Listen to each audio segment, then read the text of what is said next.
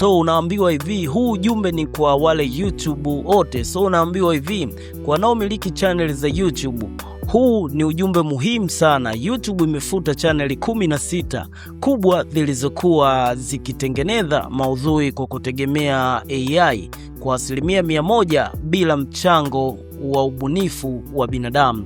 Channel hizo zilikuwa na zaidi ya subscribers milioni 35 na views bilioni 4.7, lakini zimeondolewa kabisa pamoja na video, mapato na ufuatiliaji wake. YouTube imesisitiza kuwa AI ni nyenzo tu ya kusaidia ubunifu, si kuchukua nafasi ya ubunifu.